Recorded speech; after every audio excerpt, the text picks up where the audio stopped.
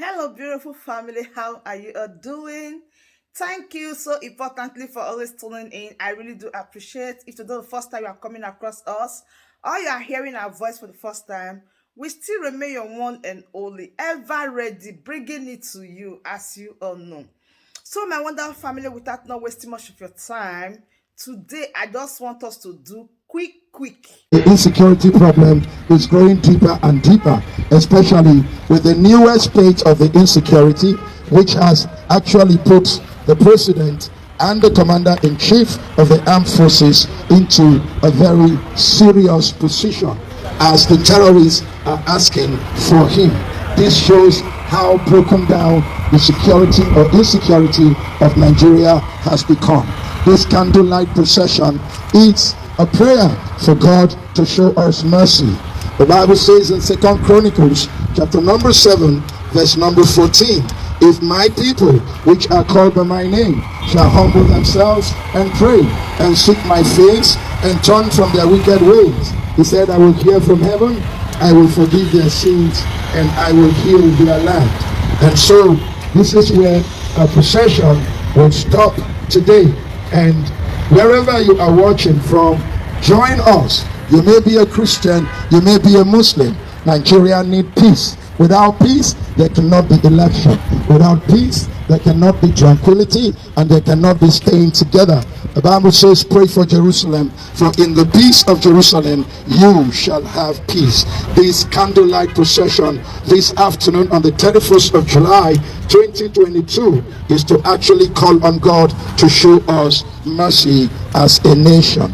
Wherever you are, join us in this prayer. Nigeria needs prayers and need action at the same time. We pray that God will save Nigeria from the powers of Satan in Jesus' name. May the Lord give Nigeria peace in Jesus' name. And let him solve the insecurity problem in Jesus' name. And create an opportunity for a fair and credible election in 2023 in Jesus' name.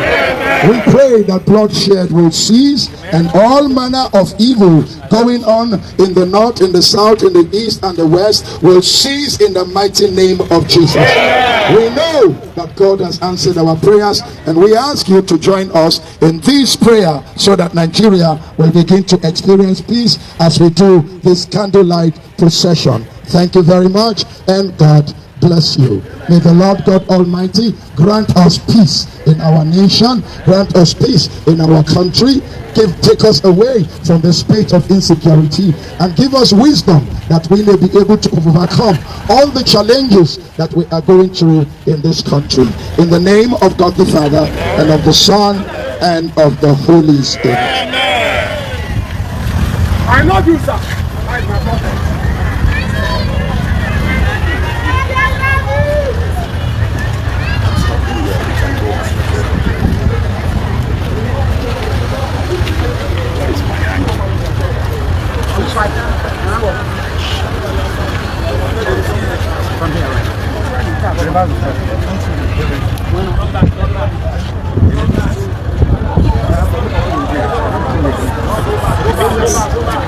Back to the church. Go back.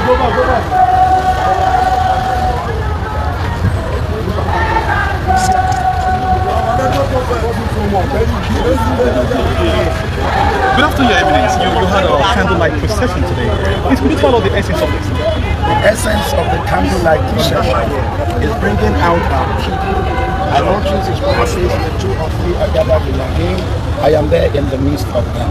He also said, if my people shall call by my name, shall humble themselves and pray, and seek my face and turn from their wicked ways, I will hear from heaven, and I will forgive their sins. At this particular moment, I brought out the large population that you can see right now in the candle procession to pray for our country, Nigeria. Because without peace, we cannot move. You and I know the state of insecurity that is holding this nation, especially the recent one that have actually put the federal government and the commander-in-chief in the list of wanted people by terrorists. And this does not only call for prayer, also for prayer and action. Although the National Assembly are doing something like impeaching the president, right now, the truth is, I have a message from God directly. It is not my opinion. I am not an activist. I am not a freedom fighter. I am a prophet of the Most High God. Most of you journalists have accosted me many times and have asked me, what is the prophecy that God is giving you for this month? And I have told a lot of you that prophecies does not come to people at their will, but rather it is God that gives prophecy. What you hear all the time, every month, and they call prophecies, are not prophecies from God, but prediction. That is the study of what is happening in the country or happening in the environment and the surrounding. But right now, I have a message from God for Nigeria, a message from God to the President and the Commander-in-Chief of the Armed Forces, a message from God to the Vice President Yemi Osibanjo, a message from God to the National Assembly and also the House of Representatives. These are the players in the political terrain of Nigeria. This message is directly from the Almighty. People who know me too well know that I do not predict. I actually prophesy the words of the living God. In 2015, before the then government of Goodluck Jonathan, ex-president, I came out with a prophecy of God. Although Nigerians did not listen, but I was vindicated at the end. Now, because it is a prophecy, it doesn't mean that it will happen the way you are looking at it. For us, if we don't deliver, when the problem occurs, God will ask the blood of the people from our hands according to Ezekiel. But if we deliver the message and the people did not listen and it happens, we are vindicated and we are free. Now I am out again with a direct message from the direct throne of grace. What you are seeing today did not start today. This is the fruit and the result of over 2.5 years praying and fasting without food, cooked by fire, long time ago. Not just too long as I mean, I am talking about early this year when the prayer and fasting of 6 months came to an end. And what you are seeing now unfolding is what God was preparing me for. And I will give the message of God to the Nigerian citizens and fellow Nigerians and to the politicians who are ruling and leading this country the way God delivered the message to me. And if the nation hears me and they listen to me, then we will be saved. If they don't hear me and they don't listen to me, the nation will suffer for it. I do hope that the Nigerian citizens and the Nigerian people have learned from their mistake of 2015 for not listening to God. What I am telling you is not a prediction. What I am telling you is not my opinion. It is the voice of God directly from his throne. If there is any prophet in Nigeria who will say is hearing directly from the Almighty God without fear, favor, or contradiction, is this humble man standing and addressing the press today. I will not tell you what God did not say, because that is going to add to my punishment. The Bible says, do not add and do not subtract. So all this procession you see, all this crowd doing today as one of the single largest congregation in Lagos is because they joined me as a prophet of God to pray for this country and the state of insecurity that is going on. At the same time, at the unfairness, the injustice, and the lack of transparency and lack of federal character that is exhibited by one of the parties who actually have chosen the Muslim ticket by the national Nigerian masses timetable. This is the turn for a Christian in that party to become a president. That party has produced a Muslim president who tenure will end up in 2023. Naturally, it should go to a Christian in that party, but the leadership of that party stayed and watched and gave the ticket not only national Nigerian masses timetable, which actually encourages rotation and alternation. A Christian becomes a president for 4 years or for 8 years, the next person will be a Muslim. A Muslim becomes a president for 4 years or 8 years, the next person becomes a Christian. That's the way it has been all this while. And that is why I will always remember the late General Sani Abacha. He will tell you, for fairness, for equity, for transparency, All of these things should not be. Everybody should be given a sense of belonging. The way it is right now, it is very unfair. It lacks the federal character. It lacks transparency and equity that a Muslim has been ruling in the last 7 years and counting, and another Muslim from that same party wants to rule. The Muslim is not only wanting to rule, but he also took a Muslim running mate. This is injustice to Nigeria, and we will continue to speak against this injustice. I wonder why a whole All-Progressive Congress will sit down and throw away the sensitivity of this matter. They know that religious issues in Nigeria is not a simple thing. Nigeria of today is not like the Nigeria of 1993 during MKO Abiola and Babagana Kingibe, where you could take a Muslim ticket. Then these religions were tolerant.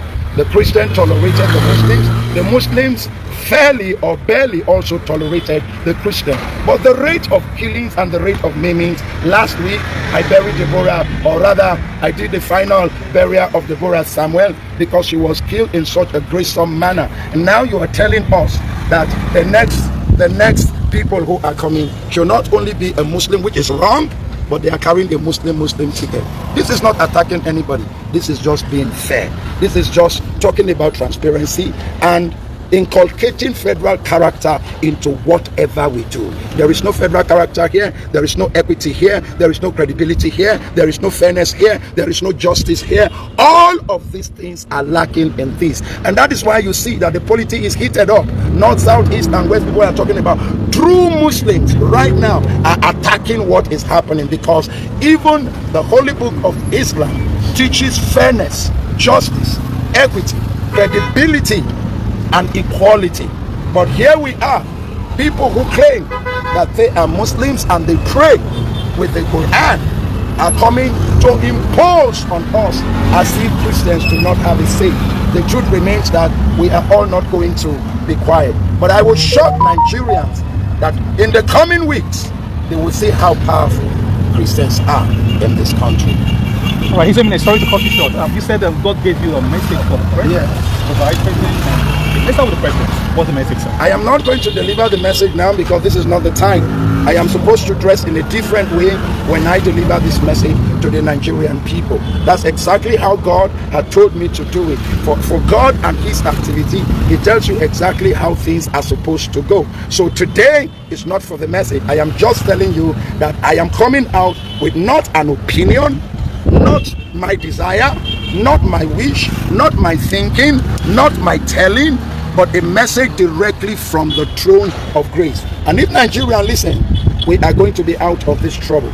If Nigeria does not listen, then we will be doomed. And let me tell you, the doom will be very, very thick. When you hear the fall will be great and mighty. What is happening in Afghanistan will just be a child's play in Nigeria. Of course, your reporters will be known, or will be actually contacted when I am ready for this message to go out. But the truth still remains. The Muslim ticket is unacceptable to us. It negates fairness. It negates equality. It negates justice. It negates transparency and also federal character. I do expect that credible and wise people and fair people in the ruling party would have sat down and told themselves the truth. They had someone like Pastor Yemi Osibanjo. He is a Christian. If he had come out, there will not be this hula baloo that is being experienced in the country right now. They had Rotimi Amechi. He is a Christian. If he had come out, there would not have been this hula baloo that is going on in the country today. But someone twisted the whole party and its executive, and they are doing the wrong thing. We must see the wrong and tell the wrong. The Bible says, woe unto them that call it good evil and evil good. This is an evil and an injustice against the Christian population of Nigeria. And never again will Christians be trampled under the foot. I repeat, never again will Christians be trampled underfoot in Nigeria, and nothing will be done. Any trampling and ridiculing of Christianity in Nigeria will definitely meet with stiff opposition. I speak that to you. When I come with a message, you will realize that some people need to be sacrificial and be in the front line to take anything that will be there if our children will live in a free and a fair society in the geographical entity called Nigeria. Okay, finally, His Eminence, you had a candlelight procession today for insecurity. Finally, how would you react to the threats to Mr. President by bandits and terrorists? Well, insecurity is one of the reasons of this procession. It is not the only reason. We are not talking about minors. Every reason is a major reason. The threat to Mr. President of the Federal Republic of Nigeria, the most populous black nation in the world, is a shame to this country. It is the country that is supposed to be saying that Boko Haram and terrorists are on our wanted list, but not Boko Haram and terrorists telling us that our own president is in their terror list and a wanted person, and the chief of army staff has not done anything. The inspector general of police have not done anything. The chief of air staff and the chief of naval staff and all the director generals of the intelligence information agencies are not doing anything. Do you know what would have happened if an ordinary Nigerian had put it up that the president is wanted or any governor is wanted? DSS would have sent for them now. NIA would have been running after them right now. The police would have been searching for these people right now. But DSS have not sent for the terrorists. There has not been a letter to say that the terrorists are demanded to show themselves by 7 a.m. on Tuesday at the DSS office and they should report to the director of operations. The president of the Federal Republic of Nigeria is threatened by terrorists, and Nigeria is still like this. That is where you need to hear the message that God has sent to me or sent to Nigeria through me. And I must tell you that this message will receive a positive response, because we must get to the president before the terrorists get to him. If the terrorists get to the president before us, then Nigerians will be doomed. 99% of all Nigerians are unarmed.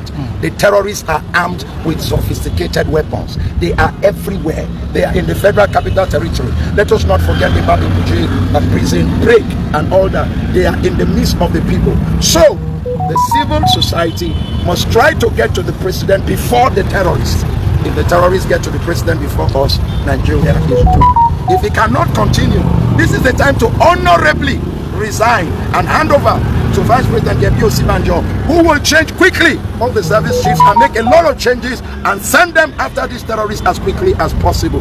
But let Nigerians not wake up one morning and hear that the terrorists have abducted our president. This will be dooming and damning to this great country. Thank you, Thank you so much for having me, and God bless you. That brings us to the end of this update. Do where to like the video, share and subscribe. Thank you very much for always tuning in. I really do appreciate. Share the video and tell your friends about this platform, because the best thing or the best place for you to be is here. Turn on the bell icon so that whenever I drop a new boost like this, you'll be the first to notify. Thank you once again and remain blessed.